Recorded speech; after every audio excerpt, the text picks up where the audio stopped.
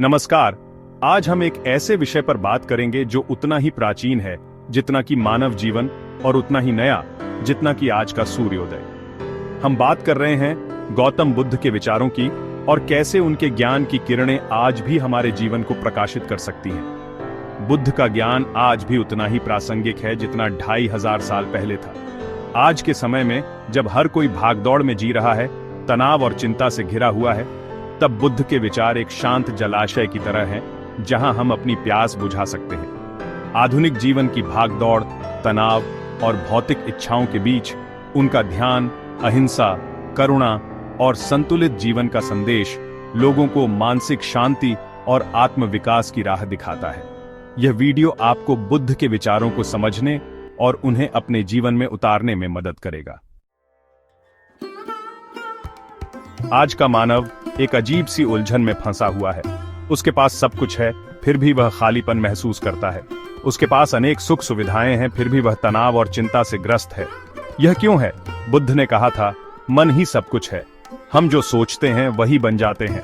आज हम अपने मन को इतना भटकने दे चुके हैं, उसे इतनी नकारात्मकता से भर चुके हैं कि तनाव और चिंता होना स्वाभाविक है। ध्यान एक ऐसी प्रक्रिया है जो मन को शांत करती है, उसे स्थिर करती है।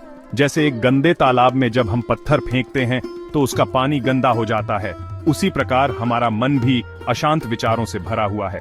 ध्यान उस तालाब को शांत करने जैसा है जहां से धीरे धीरे गंदगी नीचे बैठ जाती है और पानी निर्मल हो जाता है। आत्म जागरूकता यानी खुद को जानना, खुद को समझना। जब तक हम खुद को नहीं जानेंगे तब तक हम अपने मन को कैसे नियंत्रित कर पाएंगे। आत्म जागरूकता हमें अपनी कमजोरियों, अपनी शक्तियों, अपनी अच्छाइयों और बुराइयों से रूबरू कराती है। इससे हमें यह समझने में मदद मिलती है कि हम वास्तव में क्या हैं और हमें क्या बनना चाहिए। जब मन शांत होता है तो हम वर्तमान क्षण में जीना शुरू करते हैं। अतीत के पछतावे और भविष्य की चिंताएं धीरे धीरे कम होने लगती हैं, और जब हम वर्तमान में जीते हैं तो जीवन में तनाव और चिंता के लिए कोई जगह नहीं बचती। ध्यान और आत्म जागरूकता ये कोई जटिल साधनाएं नहीं है, बल्कि जीवन जीने की कला है। इन्हें अपने जीवन में उतारने के लिए आपको किसी हिमालय पर जाने की जरूरत नहीं है। आप इन्हें अपने घर, अपने ऑफिस, कहीं भी कर सकते हैं। जरूरत है तो बस एक दृढ़ निश्चय की, एक प्रतिबद्धता की, खुद के प्रति, खुद को उस शांति, उस आनंद से जोड़ने की जो आपके अंदर ही विद्यमान है। बुद्ध ने कहा था, तुम वही बनोगे जो तुम सोचते हो। तो क्यों ना हम अपने विचारों को ही बदल दें? क्यों ना हम अपने मन को उस शांति का अनुभव कराएं जिसका वह हकदार है। जीवन में सुख और दुख आते जाते रहते हैं, यह तो प्रकृति का नियम है। लेकिन इन परिस्थितियों में हमारी प्रतिक्रिया कैसी हो, यह हमारे हाथ में है। बुद्ध ने हमें सिखाया कि सम्यक दृष्टि और सम्यक संकल्प से हम जीवन में स्पष्टता ला सकते हैं। सम्यक दृष्टि का अर्थ है चीजों को जैसा वे हैं वैसा ही देखना, न कि जैसा हम उन्हें देखना चाहते हैं। अक्सर हम अपनी इच्छाओं, अपनी अपेक्षाओं के चश्मे से दुनिया को देखते हैं, और जब वास्तविकता उससे अलग होती है तो हम दुखी होते हैं। सम्यक संकल्प का अर्थ है सही इरादे से काम करना। हमारा हर कर्म, छोटा हो या बड़ा, दूसरों के लिए हितकारी होना चाहिए। जब हम स्वार्थ से ऊपर उठकर दूसरों की भलाई के लिए काम करते हैं तो हमारे मन में संतोष और प्रसन्नता का भाव जागृत होता है। सकारात्मक सोच का अर्थ यह नहीं है कि हम जीवन की कठिनाइयों को नजरअंदाज कर दें, बल्कि इसका अर्थ है कि हम चुनौतियों का सामना हिम्मत और धैर्य के साथ करें और उनसे सीख लें। जब हम सकारात्मक दृष्टिकोण रखते हैं तो हमारे आसपास का माहौल भी सकारात्मक हो जाता है। हमारे विचार, हमारे शब्द, हमारे कर्म, सब में एक सकारात्मक ऊर्जा का संचार होता है जो दूसरों को भी प्रभावित करता है। सकारात्मक सोच एक दिन का खेल नहीं है, बल्कि यह तो जीवन जीने का एक तरीका है। यह एक ऐसा अभ्यास है जिसे हमें निरंतर करते रहना होगा। शुरुआत में आपको मुश्किल हो सकती है। नकारात्मक विचार बार बार आपके मन में आ सकते हैं, लेकिन आपको हिम्मत नहीं हारनी है। जैसे एक माली धैर्य के साथ पौधे को सींचता है, वैसे ही आपको भी धैर्य के साथ अपने मन को सकारात्मक विचारों से सींचना होगा। धीरे धीरे आप देखेंगे कि आपके जीवन में बदलाव आ रहा है। आप पहले से ज्यादा शांत, ज्यादा खुश और ज्यादा संतुष्ट महसूस करेंगे। आप पाएंगे कि जीवन की चुनौतियां अब आपको पहले जैसी कठिन नहीं लगती, बल्कि वे आपको और मजबूत बना रही हैं। याद रखें, आप जो सोचते हैं वही बन जाते हैं। इसलिए सोच समझकर सोचें, सकारात्मक सोचें। मनुष्य एक सामाजिक प्राणी है। वह अकेला नहीं रह सकता। उसे रिश्तों की, प्रेम की, अपनत्व की जरूरत होती है। लेकिन आजकल रिश्तों में कड़वाहट, मतभेद, झगड़े इतने आम हो गए हैं कि लगता है जैसे प्रेम और सद्भाव कहीं खो गए हैं। बुद्ध ने कहा था, द्वेष से द्वेष कभी शांत नहीं होता, प्रेम से ही द्वेष शांत होता है। यह एक शाश्वत सत्य है। जब तक हम अपने मन से द्वेष, ईर्ष्या, क्रोध जैसे नकारात्मक भावों को नहीं निकालेंगे, तब तक हमारे रिश्तों में सद्भाव नहीं आ सकता। अहिंसा और करुणा, ये दो ऐसे गुण हैं जो हमारे रिश्तों को मजबूत बनाते हैं। अहिंसा का अर्थ है किसी को भी किसी भी रूप में कोई हानि न पहुंचाना। यह सिर्फ शारीरिक हिंसा तक ही सीमित नहीं है, बल्कि इसमें मानसिक और भावनात्मक हिंसा भी शामिल है। करुणा का अर्थ है दूसरों के प्रति दया, प्रेम और सहानुभूति का भाव रखना। जब हम दूसरों के दुखों को समझते हैं, उनकी भावनाओं का सम्मान करते हैं, तो हमारे रिश्तों में एक गहराई आती है। अपने रिश्तों को मजबूत बनाने के लिए हमें सबसे पहले खुद को बदलना होगा।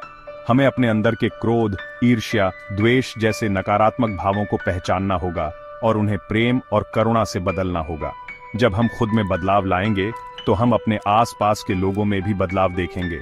हमारे रिश्ते पहले से ज्यादा मधुर, ज्यादा प्रेमपूर्ण और ज्यादा सार्थक बनेंगे। याद रखें, रिश्ते एक ऐसी पूंजी हैं जिन्हें बनाने में समय लगता है, लेकिन तोड़ने में एक पल भी काफी होता है। इसलिए अपने रिश्तों को संजोकर रखें, उन्हें प्रेम, सम्मान और करुणा से सींचते रहें। आज का मानव दो चरम सीमाओं में फंसा हुआ है। भोग और त्याग एक तरफ है, भौतिक सुख सुविधाओं की अंधी दौड़, जहां मनुष्य धन, यश और सत्ता प्राप्त करने के लिए दिन रात एक कर देता है। दूसरी तरफ है सांसारिक जीवन का पूर्ण त्याग, जहां मनुष्य सब कुछ छोड़कर जंगलों में भटकता है। बुद्ध ने इन दोनों ही चरम सीमाओं को नकारा था। उन्होंने कहा था कि जीवन का सही मार्ग मध्यम मार्ग है। भोग और त्याग के बीच संतुलन स्थापित करना ही जीवन का असली उद्देश्य है। भोग हमें क्षणिक सुख तो दे सकता है, लेकिन यह सुख स्थायी नहीं होता।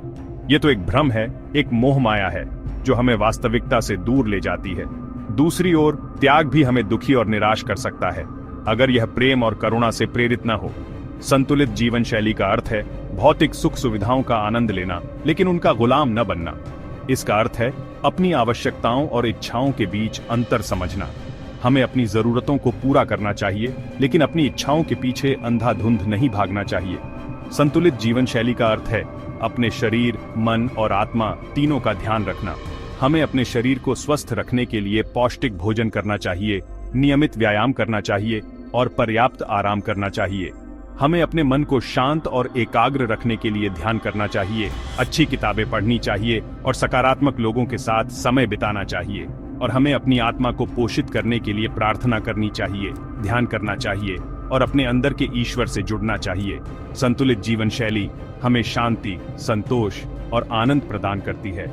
यह हमें जीवन के वास्तविक उद्देश्य को समझने में मदद करती है, जो है आत्म साक्षात्कार। आज का युग भौतिकवाद का युग है। हर कोई धन दौलत, शोहरत और सुख सुविधाओं के पीछे भाग रहा है। लोग सोचते हैं कि भौतिक वस्तुएं ही उन्हें सुखी बना सकती हैं, लेकिन बुद्ध ने हमें सिखाया कि सच्चा सुख भौतिक वस्तुओं में नहीं, बल्कि मोह माया से मुक्ति में है। जब तक हम भौतिक वस्तुओं से अटैचमेंट रखेंगे, तब तक हम कभी भी सच्चा सुख प्राप्त नहीं कर सकते। भौतिक वस्तुएं तो आती जाती रहती हैं। आज जो चीज हमारे पास है, कल वो चली जाएगी, लेकिन जो सुख हमारे अंदर है वो कभी खत्म नहीं हो सकता। भौतिकवाद से मुक्ति का अर्थ यह नहीं है कि हम सब कुछ छोड़कर जंगल में चले जाएं। इसका अर्थ है कि हम भौतिक वस्तुओं को अपने ऊपर हावी न होने दें। हमें अपनी जरूरतों और इच्छाओं के बीच अंतर समझना होगा। हमें अपनी जरूरतों को पूरा करना चाहिए, लेकिन अपनी इच्छाओं के पीछे अंधाधुंध नहीं भागना चाहिए। जब हम भौतिकवाद से मुक्त हो जाते हैं, तो हम वास्तविक सुख का अनुभव करते हैं।